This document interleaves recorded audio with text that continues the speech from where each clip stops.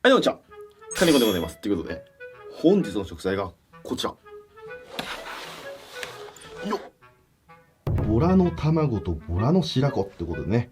それではこちらをさばいていく。はい、改めまして、本日の食材がこちら。ボラの卵とボラの白子。っていうことでね、この時期がやってまいりました。三角チョコパイが出だすと、ボラの卵の季節だなと、僕そういう風に思います。で、本日、この2種類用意しました。こっちが卵、こっちが白子。で、ボラの卵、これはもう超高級品。でちなみにこれキロ15,000円しました。お高いです。で、去年もやりましたけど、この卵を塩漬けして、酒漬けして、丁寧に天日干ししていくと、日本三大珍味のカラスミになるんですよ。で、カラスミはね、ほんと美味しいです。で、卵はよく見るんですけど、これ、僕もね、初めて見ました。これ、ボラの白子。値段はこの卵の10分の1ぐらいの価格なんですけど、売ってましたね。なんで今日は両方買ってきました。で、今日もね、これカラスミ作ろうと思ったんですけど、せっかく卵と白子セットであるんで、カラスミ以外の食べ方、フレッシュな食べ方していきたいなと思います。普通に煮付けとかは定番で美味しそうなんですけども、今日はこちらのボラの卵とボラの白子を使ってお鍋を作っていきたいなと思います。卵と白子鍋、醤油ベースで。美味しそうじゃないですか。で今日はもう魚、さばくことないので、サクサクじゃあ進めていきますね。お鍋に水で戻した昆布を入れます。で、弱火でゆっくり煮出していきます。そしたら、今日はね、白子一つと卵一つ。これ十分ですね。あとはどうしような。ちょっと配るか。受け取ってくれるかや、これ。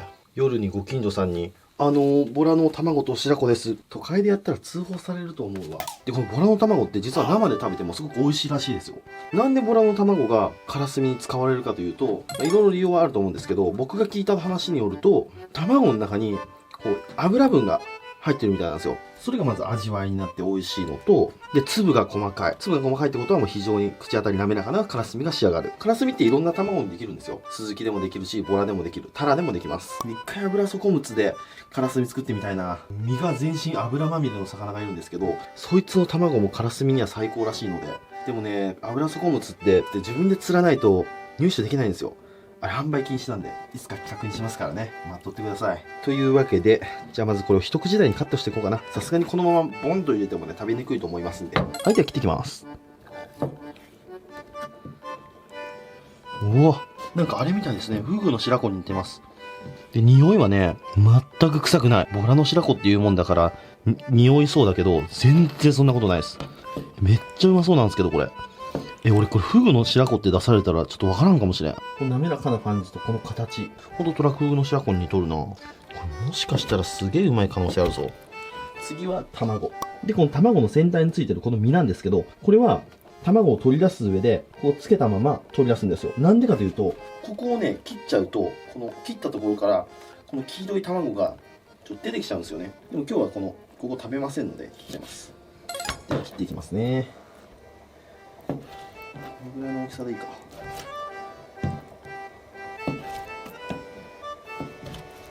やっぱキメがすごい細かいですね。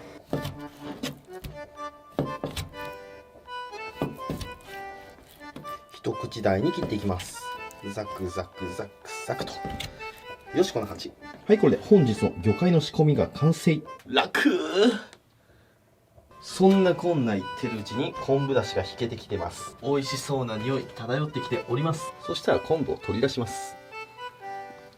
で、そこに今日はちょっとこういう変わったのを入れてみようかな。地鶏の旨味。鰹節の鶏バージョン。これ使ってみたいと思います。リスナーさんからいただきました。見た目はちょっと鰹節とは違いますね。で、花ガツよりちょっと太い。はい、で今編集中の画面なんですけど、マイクが急に切れて、音声が入ってないんですよね。でも流れ的にはリスナーさんからいただいた鰹節の鶏バージョンみたいなやつを昆布だしに入れて、だしを引きました。めちゃくちゃうまかったです。やっぱ動物なんで、カツオより力がある。もうあれだけでもうだしとして成立してました。これだけ美味しいだしが引ければ、相当美味しい鍋ができちゃうんじゃないかなと。で、だしが結構味が強いので、今回は野菜。白菜のみでいきたいと思います。白菜が安かったんですよ。一玉100円とかだったんで。なので、白菜を切るところからどうぞ。もうこんなことはないようにします。すいません。そしたらよく洗った白菜を切って、鍋に敷き詰めていきます。今日はこういう風にざく切りでいきます。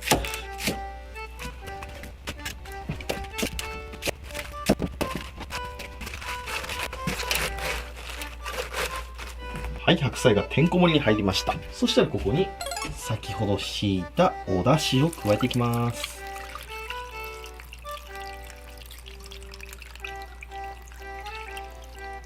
少し味を整えたいので醤油も軽く入れます。なんでお出汁の段階で入れんかったんだろうで、みりんも少し加えます。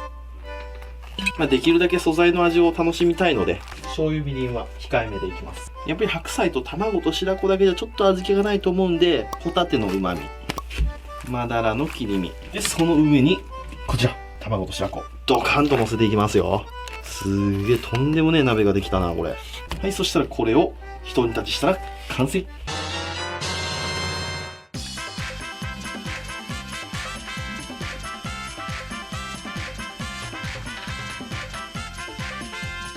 はい、じゃあ完成。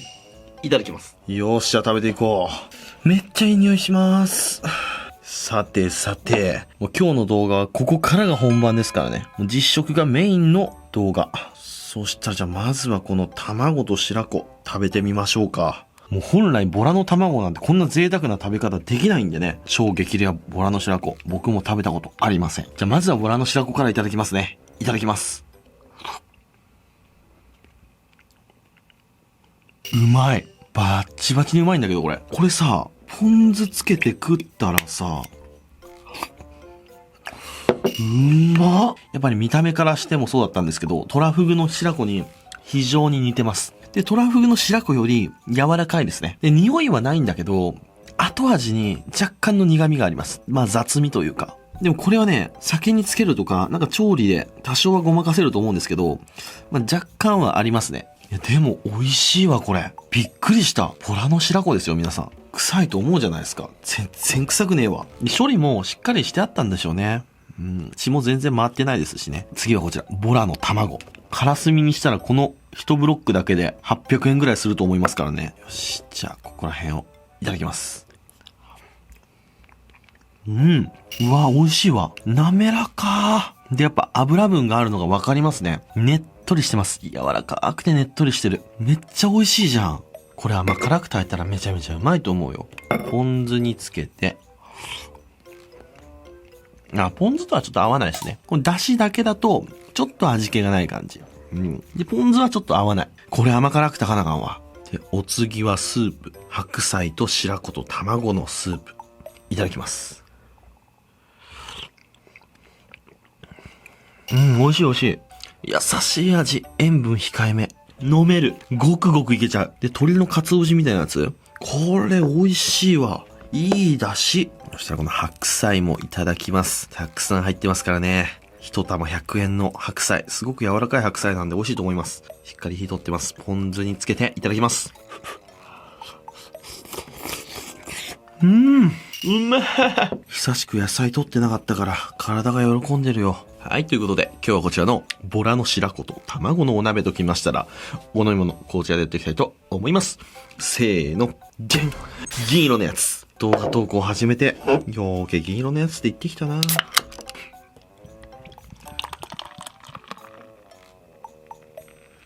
よいしょ。はい、こちら7対3ですね。いただきます。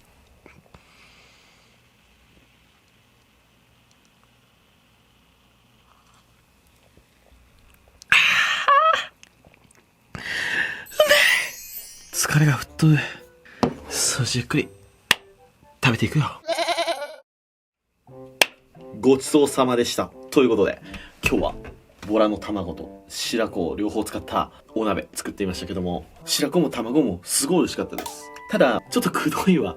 あんだけ白子と卵の割合が多いとね、あれはね、鍋に2つ3つずつぐらい入っとると嬉しいね。で、卵は鍋にはあんまり合いませんでした。